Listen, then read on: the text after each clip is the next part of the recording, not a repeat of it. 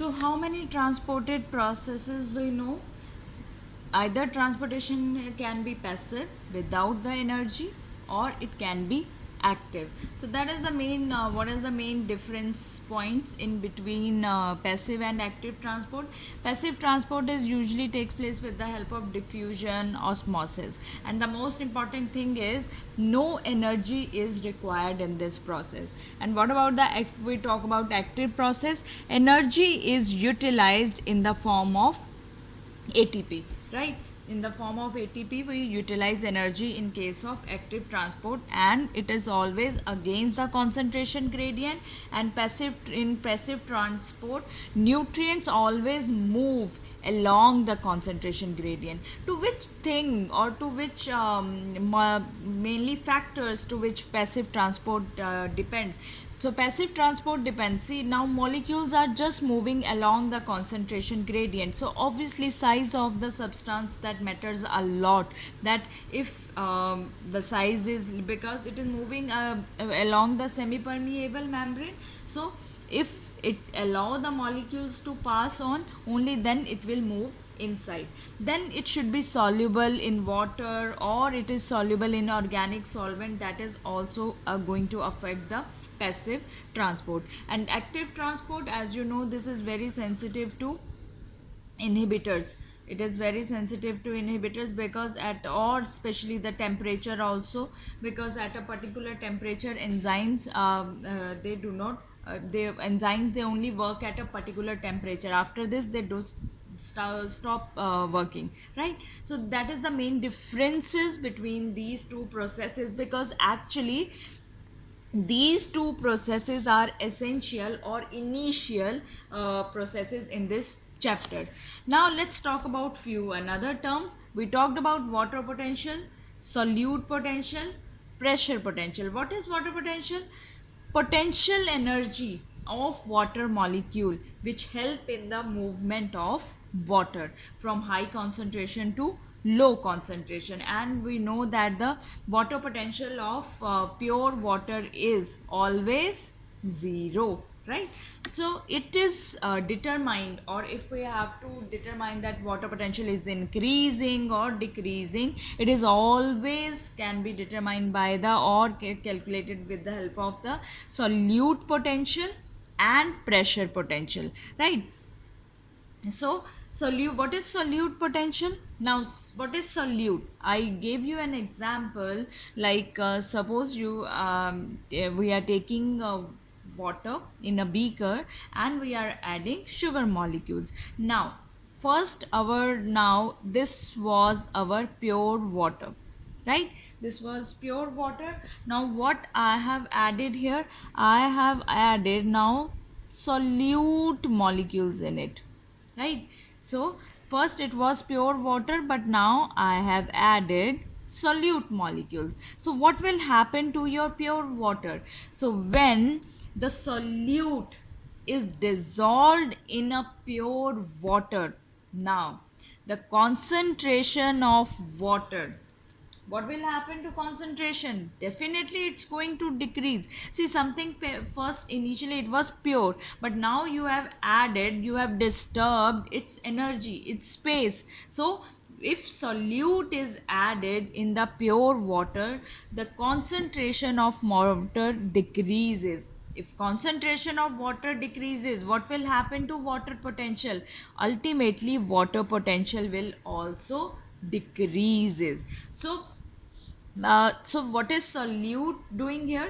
So magnitude or measurement, that kind of especially the measurement at, or the rate to which water potential can be lowered down by the dissolution of solute is called solute potential. So, or in other terms I can say that it is the potential of solute to which it can reduce the water potential, right? So that is called the solute potential, means that magnitude, that measurement, when water potential get lowering or get lowered down due to dissolution or due to adding a solute.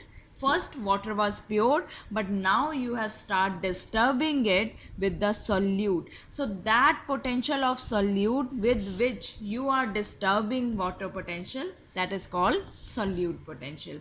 So what is pressure potential? How it determine the water potential? See, it is just like, if you have to understand pressure potential, just imagine that we have to transport water from one place to another place. What will you do?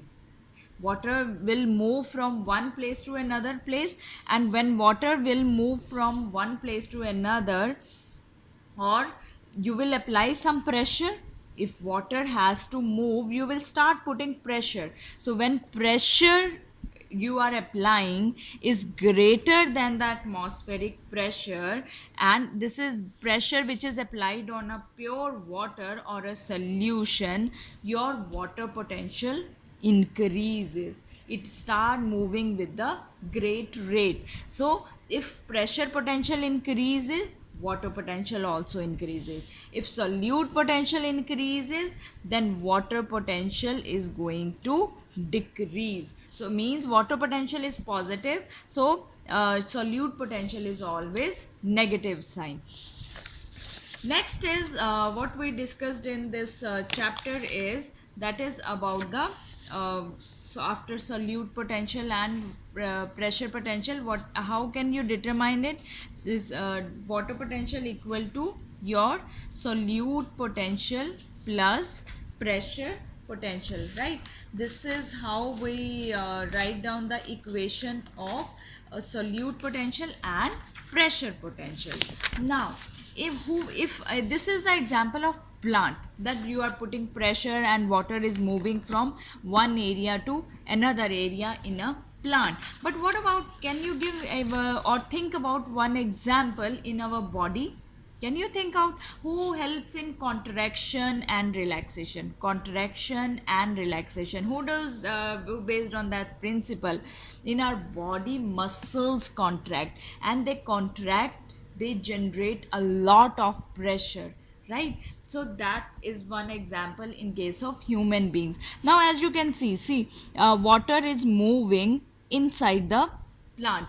Now this water which is moving inside the plant, this put up great pressure against the cell wall. And when it will put great pressure against the cell wall, what will be, this cell will be, now this cell will become turgid, will become hard, it will be filled with water. And this kind of pressure which is against the cell wall, this is called our pressure potential. These terms are very very important in this chapter, right? Now another thing we discussed about the solutions, because actually behavior of your cell, it depends on the surrounding solution in which it is kept. Suppose I have kept this plant cell in the hypertonic solution. Just so surrounding solution, my surrounding solution is hypertonic. And what will be the movement? What is the principle of movement? Movement always happens from hypotonic to which? Hypertonic solution. So it means what kind of condition inside the cell? It will be hypotonic. And when the condition is hypotonic, water will start now moving out from the cell. And when water will start coming out from the cell, it will shrink, or what term we used? Plasmolysed. Cell will be plasmolysed. So when the plant cell is placed in hypertonic solution, water will move from high concentration to low concentration, means hypotonic to hypertonic, and your cell will be plasmolysed. But if you again place back into the hypertonic solution, it gain water. If you place it in hypotonic, it will gain water and come back to its normal position, which is called deplasmolysed. Then another term we used is imbibition. What is imbibition? You know that we draw that diagram. If you just soak the few seeds or raisins, after few hours what will you observe? That all these seeds will be swollen. So this process is imbibition, means adsorption. Adsorption means just on the surface, adding liquid or absorbing liquid on the surface, so and not inside the cell. So adsorption of water by seeds and dry wood, that is called the imbibition. And then we discussed that if we are talking about higher plants, or we have to transport plants to transport water and food to a great height, then we use vascular plants. And vascular plants mostly they are found in higher plants. So the two tissues they are used here, xylem and phloem. The process of moving water through xylem and food through phloem, that is called translocation.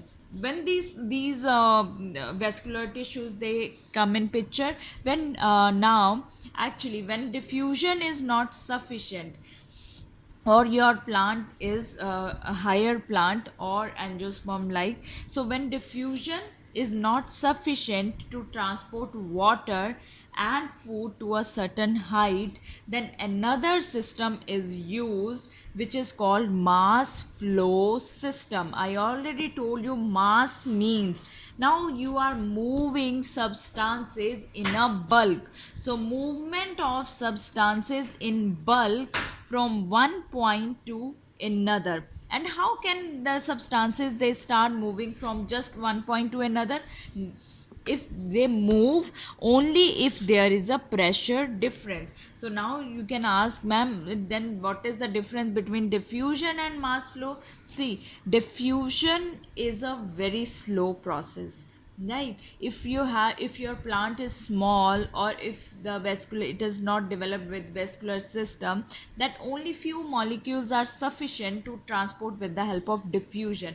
But if your plant is very big, very large, its canopy structure is very wide, so that case mass flow system is used. So in that case you need the ions, salts to move in a bulk, to move in a great amount, right? The next one is now the water. We discussed about two pathways, right? Which are those two pathways? Apoplast and symplast. So water is absorbed by root hairs, right, with the help of two pathways. If water is moving along the cell wall, if these are the cells and water is just moving along the cell, this will be apoplast pathway. But if water is moving inside the cell, making the solution with cytoplasm, that kind of pathway is known as symplast pathway. If we talk about only small heighted plants, then diffusion, transportation of ions and water, that is done with the root pressure also. What is root pressure? Root pressure means like there is a movement of water with the help of xylem, right? So actively transported these ions and water, they actively transport into the xylem with the help of roots. They are absorbing now. Roots, what do roots do? Roots, they absorb ions plus water. When they absorb ions and water, they start transporting into the xylem. Xylem and phloem, because they are vascular bundle. So roots starting absorbing ions and water from the soil and will send it into the xylem. Now from xylem, water enters into start entering into the xylem. So when water will start entering, the pressure will building up high inside the xylem, and this pressure is called, which is building up inside the xylem with the help of the movement of ions and water, that is called root pressure, because ultimately roots are putting that pressure on the xylem elements. Roots are absorbing those ions, they are sending it to xylem, they are putting pressure inside the xylem, that is called root pressure. If that was about the small heighted plant, but if we talk about long distances plant, that we use the term transpiration pull. And in transpiration pull we discuss the factor various forces like cohesive forces, then we discussed about adhesive forces, then we discussed about capillary forces. Very simple thing, if one water molecule is attracting the other water molecules, then this is called cohesive. Now water is always transported with the help of xylem. Now xylem is made up of lignin, right? So now xylem is taking up water, so this lignin is interacting with these water molecules, so it will pull up, start attracting these water molecule with the help of a force, that is adhesive. So lignin and water, they attracted towards each other with the help of, or pulled up with the help of adhesive. Now this water molecule will pull this water molecule up with the help of cohesive force. So how this is the way that how cohesive and adhesive play their role. Now these xylem vessels, they are very thin. I gave you very prominent example of straw, that if your straw is thinner, the more faster the liquid will be sucked up. If your straw will be thicker, it will not be suck up at a that much rate as compared to the thinner tube. So that suction, that pull is created by transpiration. So who is acting as a capillary here? Xylem is acting as a capillary here. And who is putting that force for the more the water will be lost through transpiration, then the more capillary force will be provided by xylem to pull up the water molecules. So that is why we always say that in the great heighted plants, if your plant is this much of height, few water is done by pulled up by cohesive, then few by adhesive, few is by the capillary, and then rest is taken care of by the transpiration pull. So all these forces together work for the movement of water. So transpiration is loss of water in the form of water vapors through the stomata is called transpiration. It is affected by temperature. More is the temperature, then that is going to affect the rate of transpiration. Light, humidity, number of stomata, they ultimately affect the rate of transpiration. But excess water is also, sometimes transpiration is not only the process, sometimes excess water is removed through another process also, and especially this is observed at the tip of the leaves. Can you tell me the name of this process? This is called guttation, right? So this is mainly, this chapter talks about the water and ions, and phloem is transported with the help of sourcing theory, which is explained by mass flow hypothesis. If you will watch my last video, this theory I have explained in complete detail, right? So you can watch that video for the sourcing theory. So that is why we always say that transportation in phloem is bidirectional and transportation in xylem is unidirectional, because transportation of water always happens from root to the from soil to the root and root to the other parts of the plant. So this is about, this is all mentioned, all terms mentioned in this chapter. If you have any doubt regarding any topic, watch video first. If still you have any doubt, then you can ask me again and again, or you can mention in the comment section also. So till now I will meet you with the next another chapter, right? So till then, take care and have a good day.